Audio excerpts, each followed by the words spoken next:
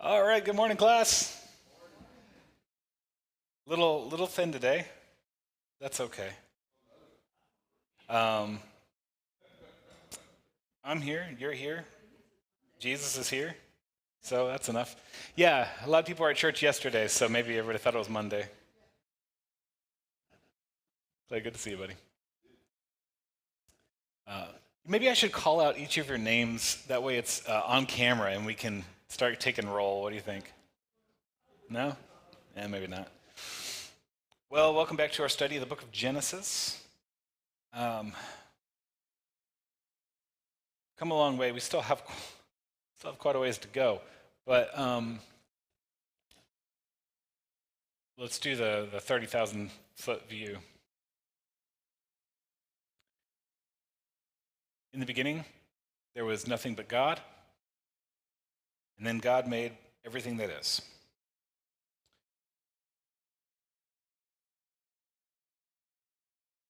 It is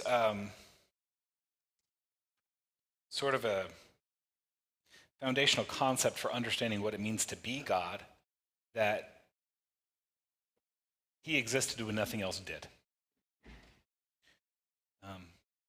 There are other really good ways of understanding what it means for God to be God, but this is a really foundational one.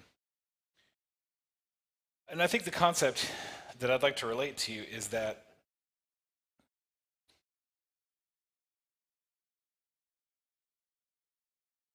without God, existence is impossible.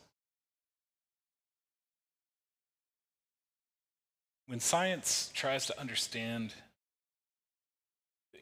the term cosmology, right? The idea of like where did the cosmos come from and what constitutes the cosmos, right? It is sort of a problem for scientists to explain. You know, you've heard origin stories like the Big Bang and perhaps the Big Bang and the Big Crunch and all that kind of stuff. And you know, there's evidentiary reasons why those theories are proposed. The trouble is, there's no good answer to where did it all come from. So you have to either say, well, the universe itself is eternal and always has existed. But then you have the problem of, so what set things off? And the only satisfying answer there's no satisfying answer to that. The only logically consistent answer to that is, well, things have always been banging and crunching or whatever.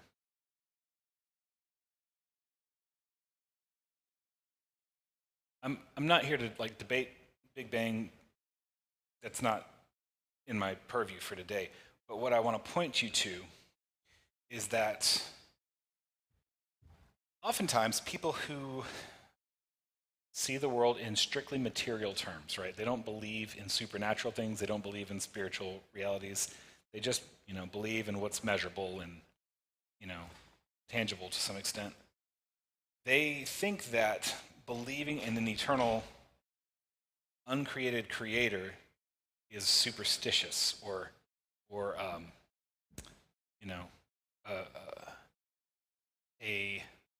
an uneducated way of understanding things that are difficult to understand. But I would suggest to you that no, actually, it is a logically consistent way of thinking about where the universe came from. And that doesn't get you all the way to like, Jesus is God. There are other steps you'd have to go to get there. But just for somebody to say out of hand, there is not and cannot be a God, an almighty creator.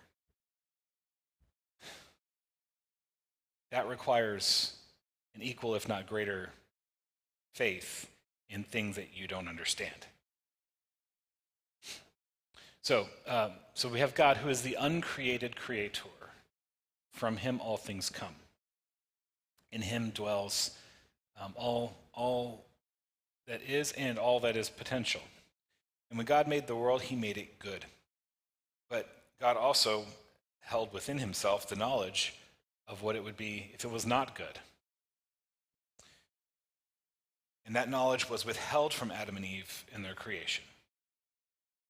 But by seeking to claim that knowledge of what is good and evil, they introduced evil into the world, and along with evil came corruption, entropy, decay,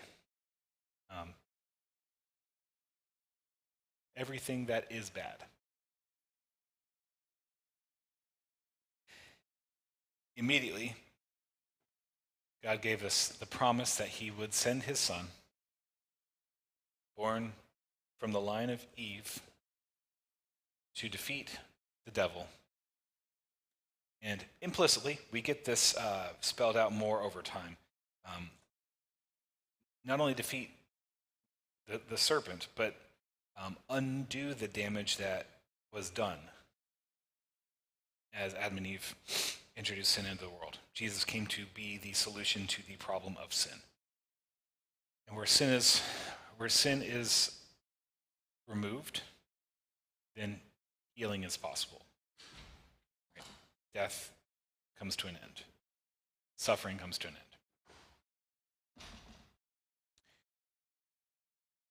Well, the wickedness of man ramps up quickly. Cain and Abel, you get in the first generation of born humans, you have a brother slay another. God loves and protects Cain despite his sin. After Abel is Seth, and from Seth's line we follow the promise. But the world continues to descend into wickedness. So much so that it grieves God's heart, and he resolves to wipe the world clean, with a small exception of a handful of animals, enough to get things restarted again, and a handful of people. 8 souls in all, as we say in our baptismal rite. And that's Noah and his family. From Noah, we trace a line down to Terah and eventually Abraham. Much of the book of Genesis has been concerned with the life of Abraham. He's gotten way more screen time than Adam and Eve, and considerably more than Noah had. It's a weird story, you know? It's a coming-of-age story at 75. God calls him out of his father's house and leads him into an unknown land that would become his inheritance. And where is that land? What's the name of the place that he's going? Hebron? Yeah. Which is where we get the term Hebrew from. How about the larger region? Canaan, right. You know, when we think about Moses in the Exodus, which is the next story, and it's hundreds of years after the fact, we think about God bringing them into the promised land as if he promised it to Moses. He does, right? But the journey to Canaan is a return. Although, you know, it had been, 400 years, and the people had forgotten that. Interestingly, when God promises Canaan to Abram at the time, he even tells him that, you know, your people will inherit this land and will live here. However, they will be slaves for 400 years in another land first, which is like,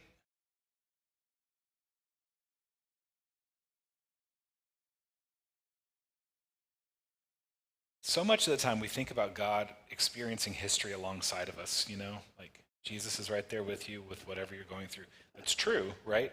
But at the same time, God is transcendent even over time, and so, like, he sees all of history at the same time. That's tough to wrap your mind around. But it's how prophecy works, by the way. When God says such and such is going to happen, it's because he isn't saying There's a high probability that I can. I flipped over to chapter 34, and this is what happens. So Abram and Sarai do not have a child. It takes them a long time to have a child, but God promised that they would. And he said that through their lineage, he would make a great nation, that all the world would be blessed through him. Put a pin in that. Let's go back to that in a second. That he would bless those who bless him and curse those who curse him. But it's difficult for Abram and Sarai to believe the promise because the wait just keeps dragging on and they keep getting older. And having a baby is not an old person's occupation. You know? And they come up with their own contrivances to try and make it happen. There's the whole thing with Sarai giving Hagar to Abram. Say, well, if not through me, maybe through her. God was talking to you after all, not me. Which, as we know, is not what God had planned. And God does clarify that later. He says, no, through you too, Sarai,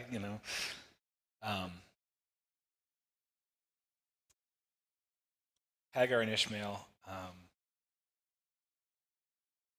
complicate their family.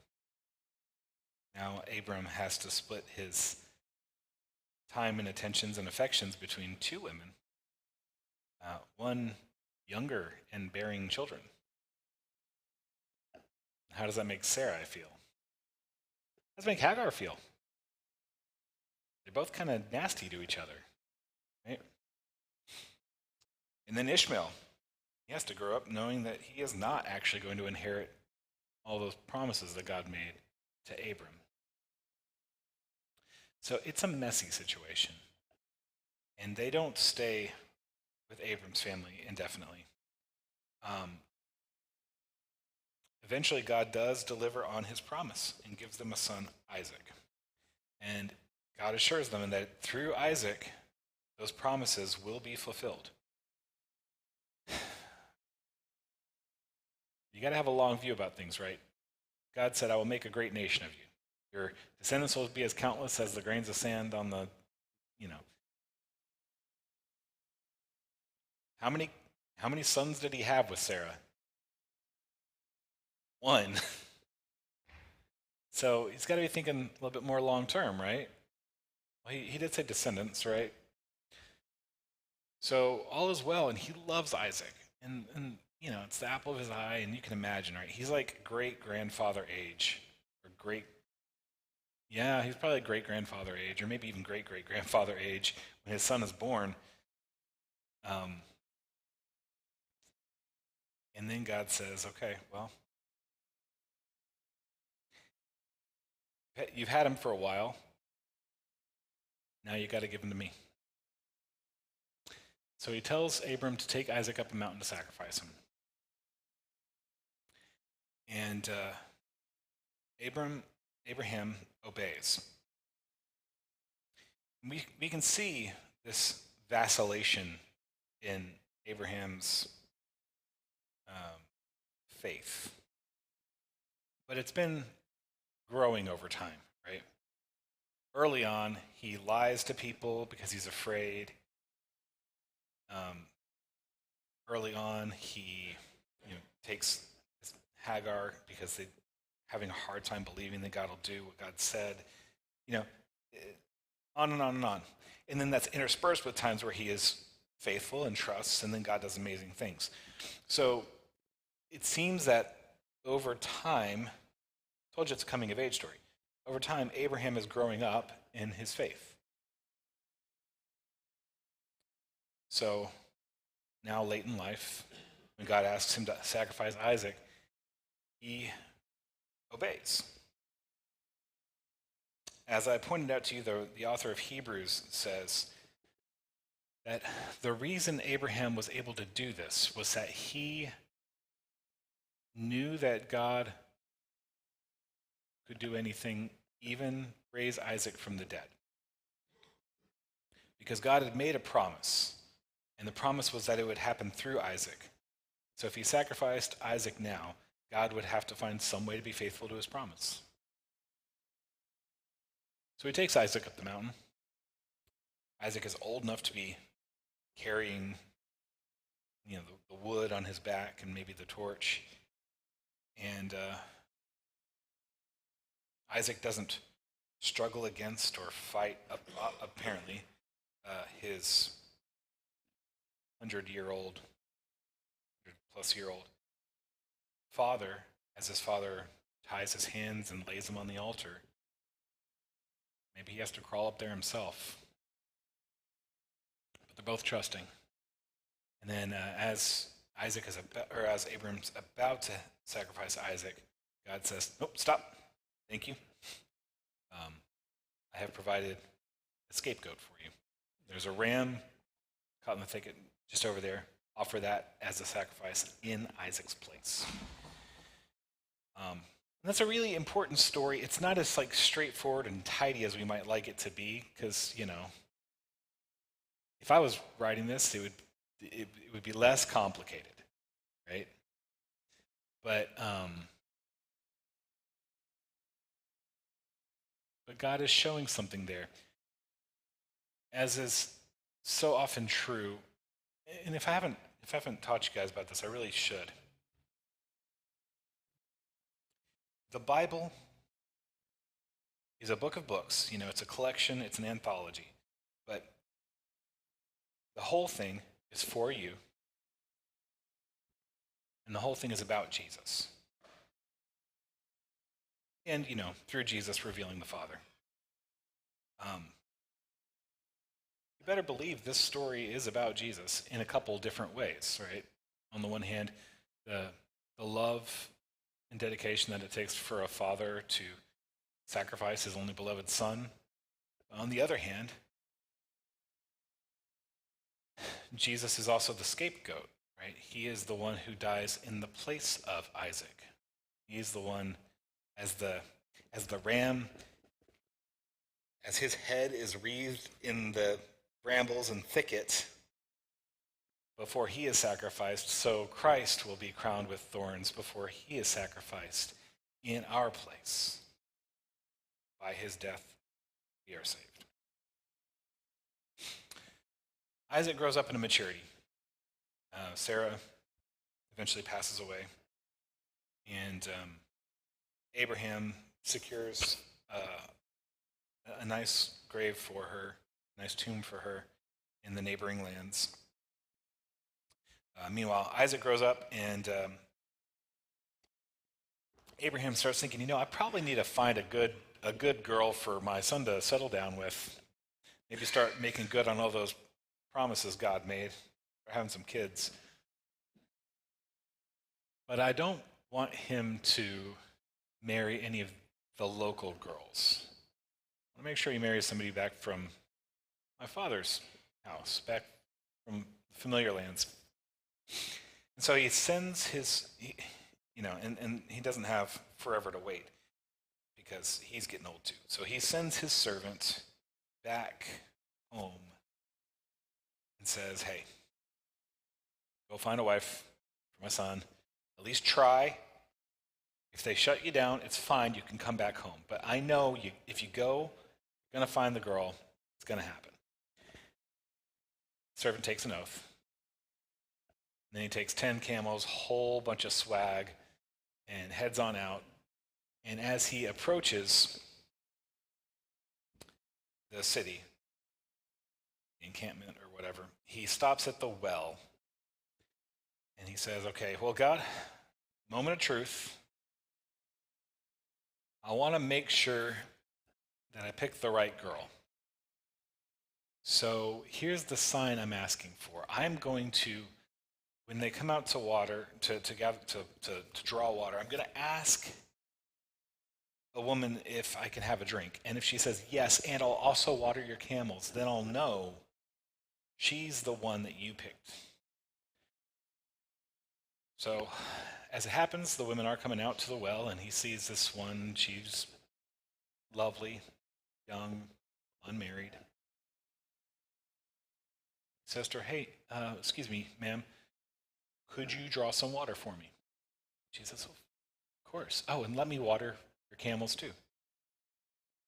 And he just sits back and waits and watches. Doesn't want to mess it up. And then he lays it all out. He's like, hey, I'm on this mission. I came to do this thing. Oh, actually, he says, can I go back to your house and meet your family? She takes him back. He lays out the whole story. He says, this was the sign and yada yada, and I want to take her home and she can marry Isaac. And her father, Laban, is like, well, that's kind of a big ask. Maybe we should give her some time to think about it. Why don't you go bring Isaac back? What's up? I didn't hear you. I'm sorry. Oh, her. No, it's her uncle, isn't it? Yeah. That's what I get for working from memory. They are family. Yeah. So he would be Abram's nephew. I think I have that right. It's his brother's son. Man, now you got me. Is Laban her dad? Or her uncle?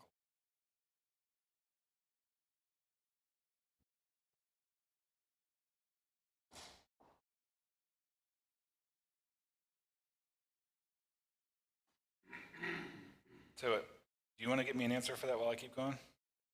Cool. I said that, and I'm still looking.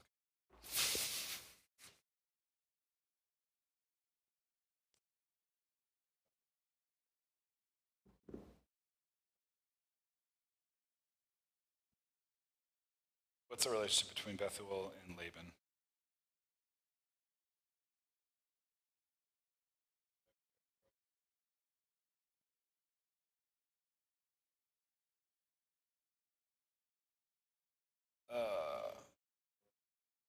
I'm sorry? Isaac's mother's brother. Right. But it's Rebekah's father. Right?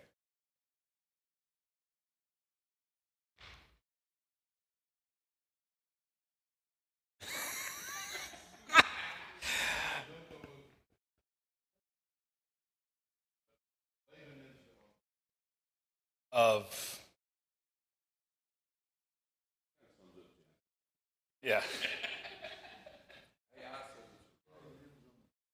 Her brother. Yeah. I think that's right. Yes, Rebekah had a brother whose name was Laban. That's verse 29. Don't need get that AI out of here. We don't need that. Get the Bible. Sorry, yeah, Laban's her brother. So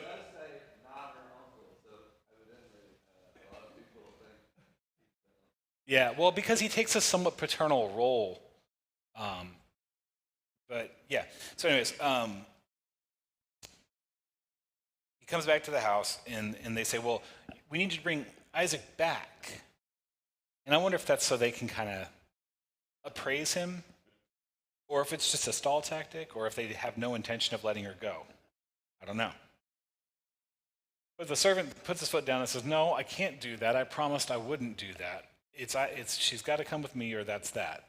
And they say, "Well, can she have a little time to think about it?" And the servant says, "No, not really. I got to go back. And if I don't come back with her, that's fine. No harm, no foul." To which the men say, "Well,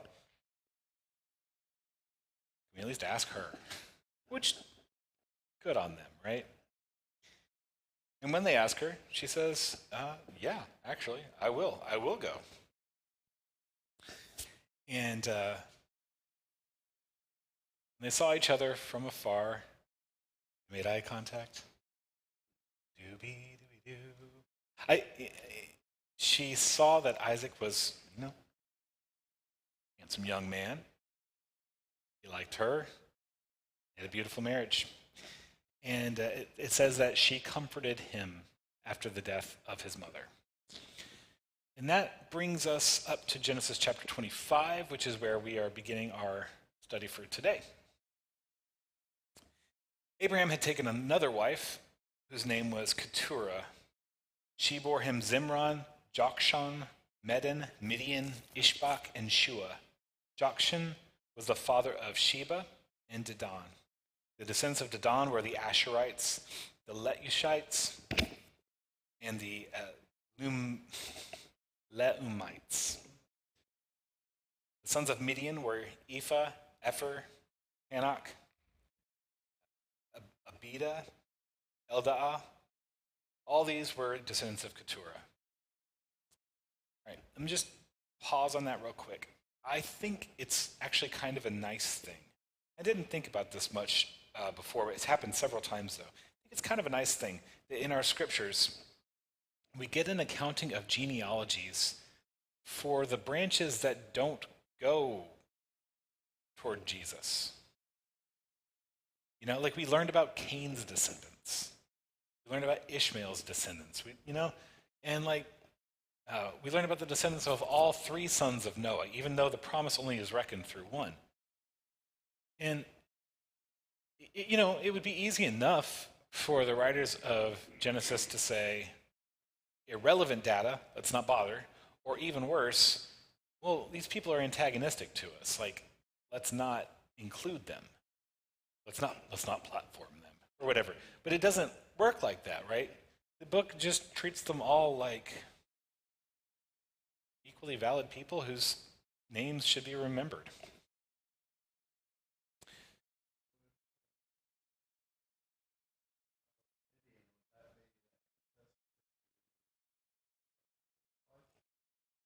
That's Miriam. No, Midian, but there's a region named Midian later on, and it's probably where he settled. That'd be my shoot from the hip answer. Yeah. Yes, but not with Sarah, with some other chick. I ain't saying she a gold digger. Yeah. It's one of those a character that just doesn't show up anywhere else. Don't know. But yeah, that is right. And again, not people through whom the promise will be reckoned. And these things are stated without judgment. But I would suggest to you, as I have all along, that polygamy and polyamory are not part of God's design, and you kind of see that implicitly, even though you don't get a direct condemnation of it. All right. And you see that here. Verse 5. Abraham left everything he owned to Isaac.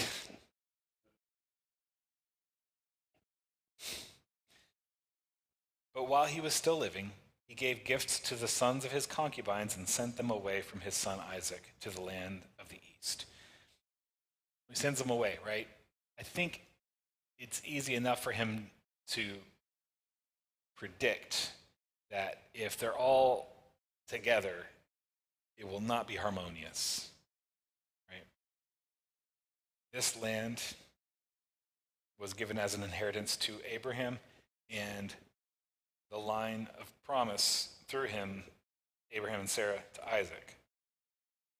He can't be sharing that with everybody else. I would say, well, then why are you having babies with other women? But, he didn't ask my advice. So Abraham lived 175 years. Now remember, post-flood, people are only supposed to live 120. So obviously there's a special grace being offered to Abraham. And so the fact that this family exists at all is already a miracle. Then Abraham breathed his last and died at a good old age, an old man and full of years, and he was gathered to his people. His sons, Isaac and Ishmael, buried him in the cave of Machpelah near Mamre, in the field of Ephron, son of Zohar the Hittite, the field Abraham had bought from the Hittites. There, Abraham was buried with his wife Sarah. After Abraham's death, God blessed his son Isaac, who then lived near Be'er Lahai Roi. All right. I think it is kind of a touching scene, and it's not really made a big deal about. But who buried Abraham? Isaac and Ishmael. Yeah. So, on the one hand, Ishmael is his firstborn.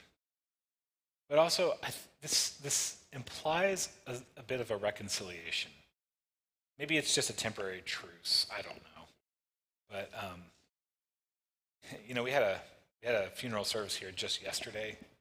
And I don't know if this is the case for that family.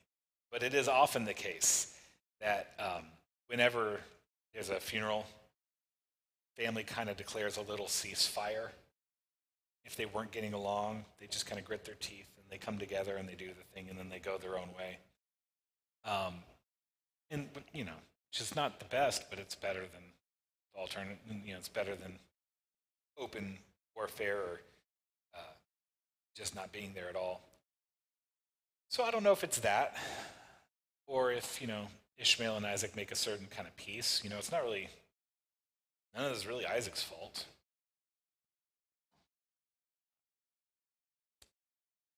Yeah, so they come together, they honor their father. Where are the other 6 sons? I don't know, they're gone. What's that? Yeah, they're gone. Abraham is buried with his wife. So as they were together in life for so long, they get to be together in death as well.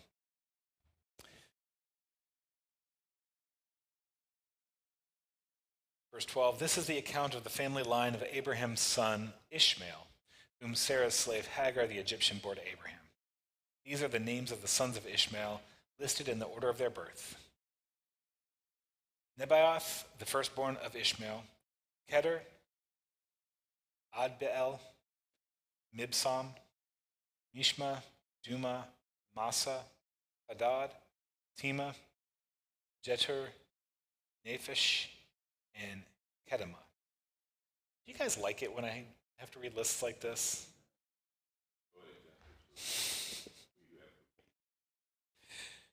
These were the sons of Ishmael.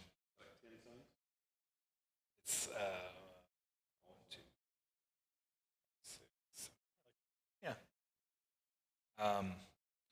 12, I would guess, without doing a full accounting.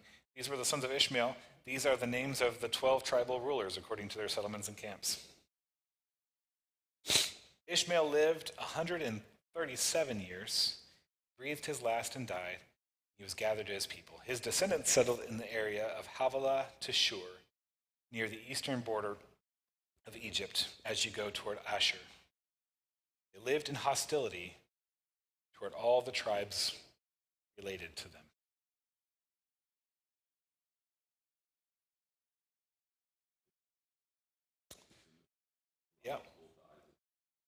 Yeah, that'd be hostile to Isaac's descendants, and presumably also to those sons of Keturah as well.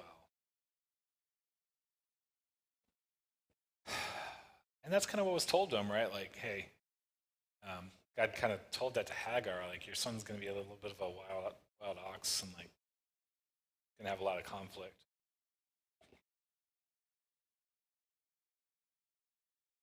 Let's get into a familiar story, probably somewhat familiar. This is the account of the family line of Abraham's son Isaac. Abraham became the father of Isaac, and Isaac was 40 years old when he married Rebekah, daughter of Bethuel, the Aramean, from Padan Aram, sister of Laban the Aramean. Isaac prayed to the Lord on behalf of his wife because she was childless.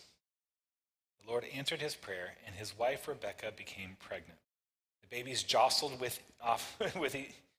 jostled each other within her, and she said, "Why is this happening to me?" So she went to inquire of the Lord. I've never been pregnant. I never will be, much less with twins.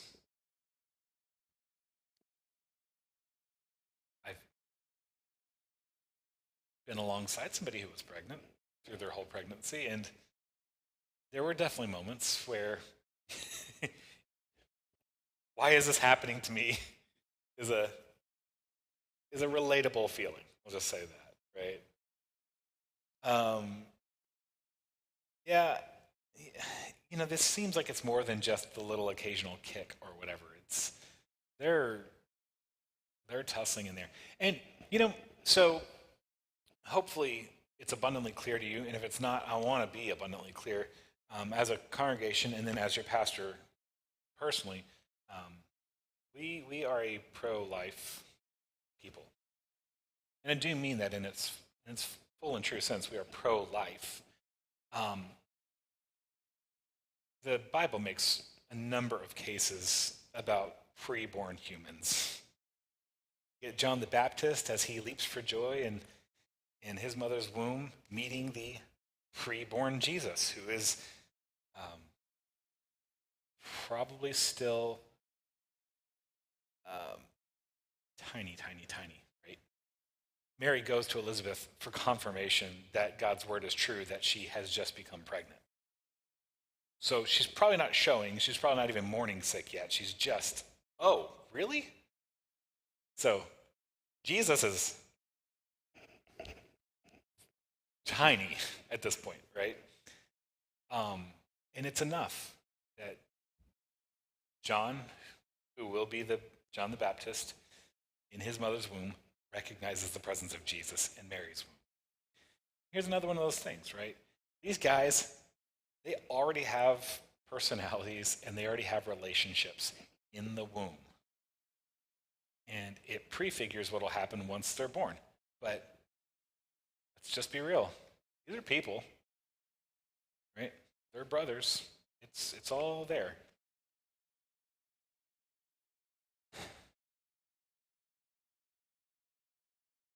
I've heard people make unsubstantiated claims like, well, biblically, like someone isn't alive until they take their first breath, and like all kinds of nonsense like that. Like, no, no, I haven't read your Bible. All right.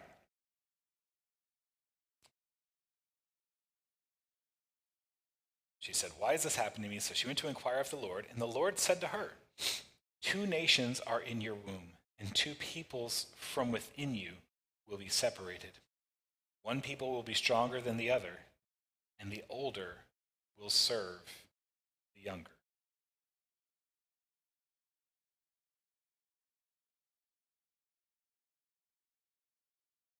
Okay, so imagine you're Rebecca, and that's what God says to you. How do you feel about that? What do you think about that? You don't need to know what Rebecca will think. I'm just asking, if you were in that position, what would you think?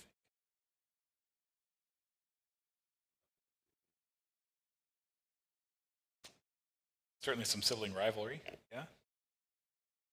But as a mom of these 2 boys, what are you thinking? How would you parent? Terminate one of them? I think probably not that.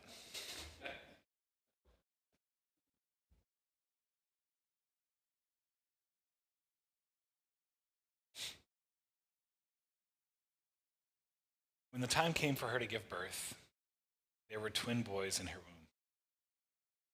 The first to come out was red. His whole body was like a hairy garment. So they named him Chimpanzee. They named him Esau.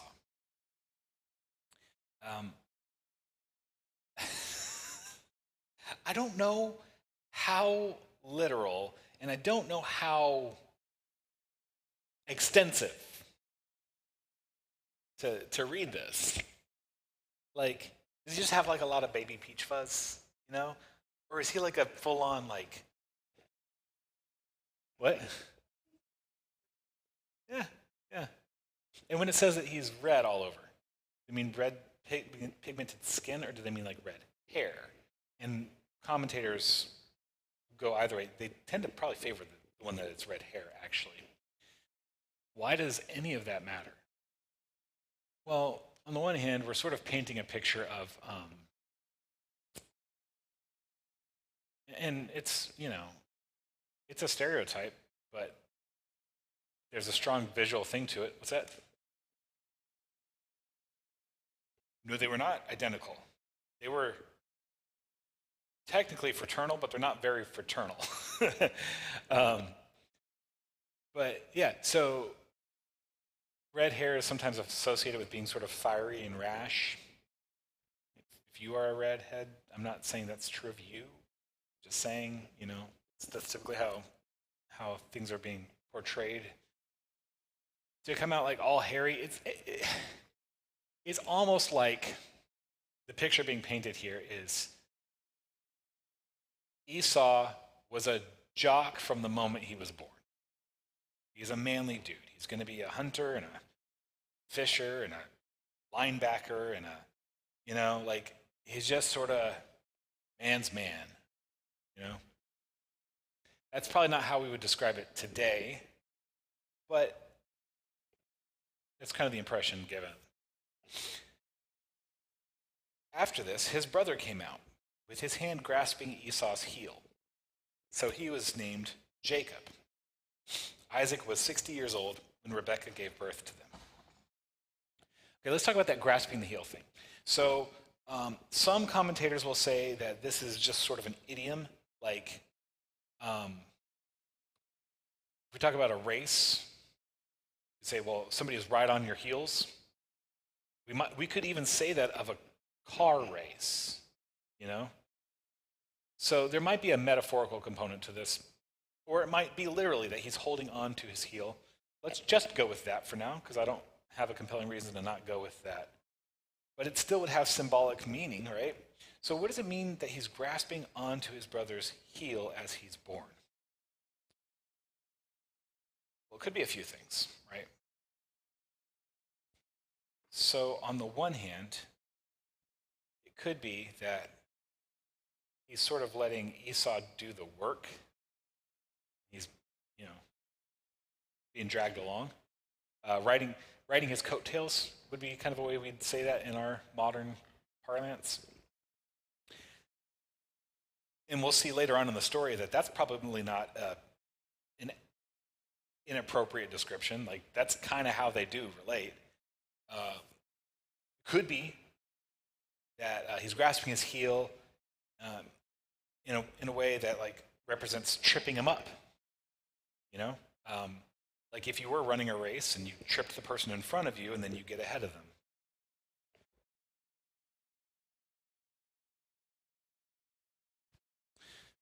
Certainly these two are presented as contrasts.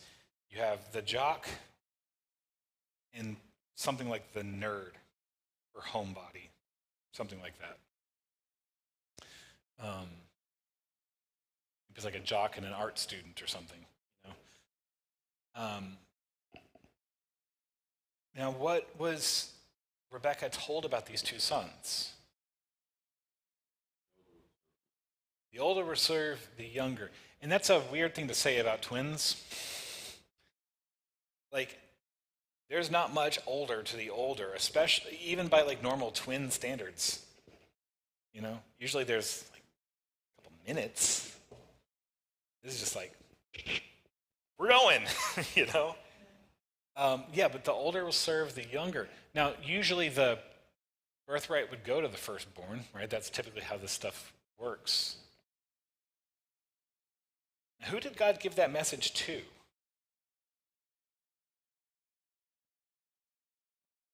To Rebekah.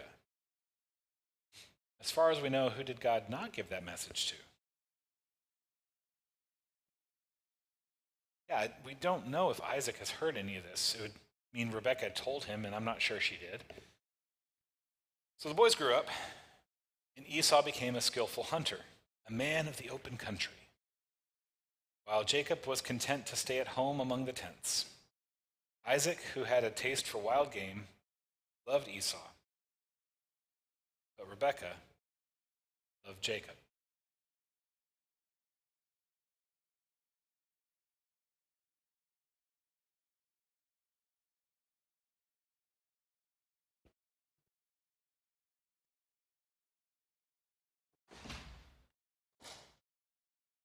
Maybe maybe my perspective is colored by being a 21st century person, but I think, couldn't you guys love them both?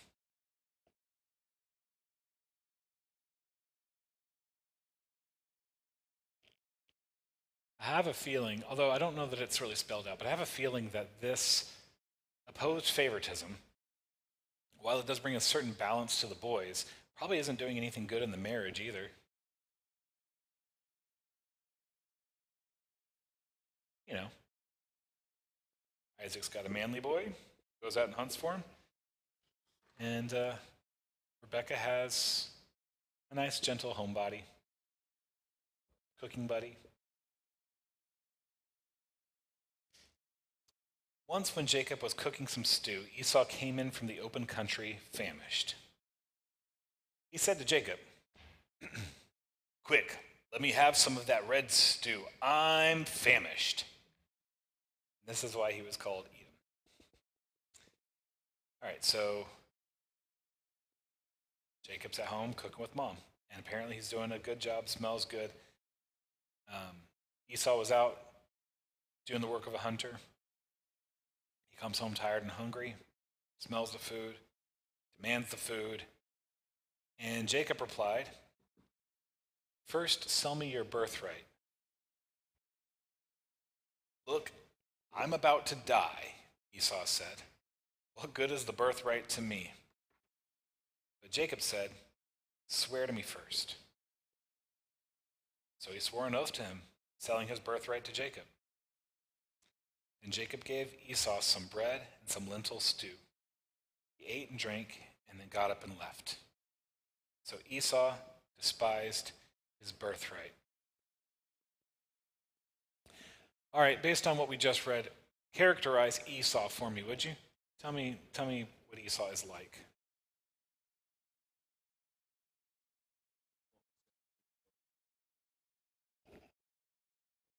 So very focused on physical and immediate needs. What else? Impulsive. Yep. Short-sighted, maybe.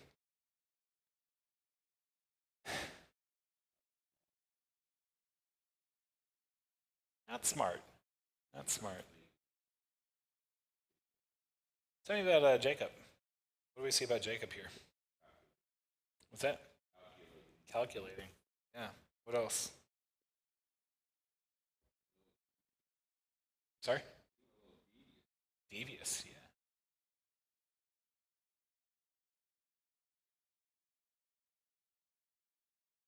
I've never had the experience of coming home after working, smelling delicious food, having the people who prepared it say, "Pay me first." Especially something like stew. We're all going to eat out of the same pot.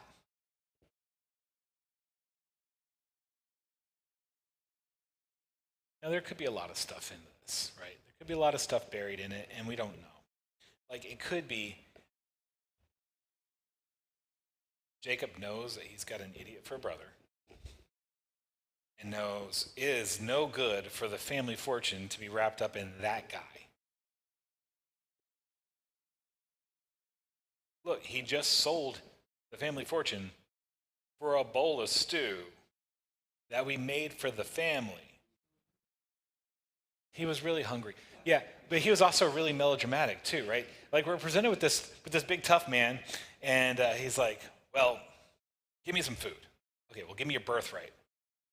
"Well, I'm gonna die if I don't eat, so I guess." Really? Really? It's clear to me that Jacob is not in the right, but also Esau is not responsible here either. It's messy. I'm not saying Jacob is right for doing this. He's not. Like, this is not the right way to do things. And this sort of way of living will come back to haunt him in the future. But let's just imagine for a minute. Let's just imagine for a minute that he is doing this because he sees farther down the road and he's trying to protect his family from having an imbecile lead the family. Does that excuse him for doing this way? Would there have been a better way to get to the same end?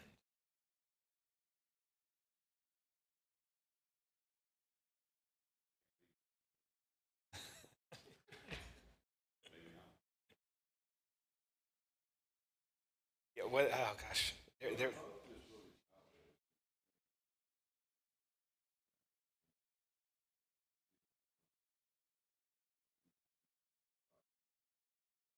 Yeah. So I would say Esau is foolish.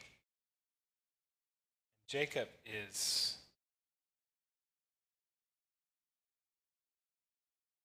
uncompassionate, maybe opportunistic for sure. Yeah.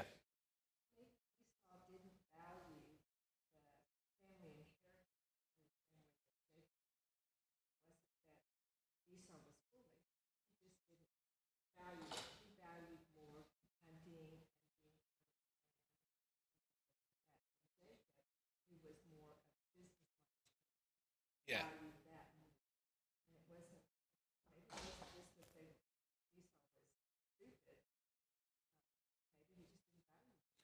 Yeah, and this might not be a measure of intelligence, as you're saying, but it is a matter of, it is a lack of wisdom, right? Because it isn't just about him and what he wants.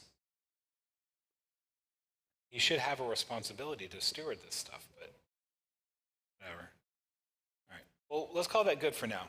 We'll dig into chapter 26 next week and see how this story, how this, a lot of Genesis and indeed a lot of the Bible really does feel a little soap opera-ish, and we're definitely in that sort of soap opera section of Genesis. So we'll come on back next week for Genesis chapter 26, and in the meantime, freshen up your coffee, do what you need to do, and come on back for worship.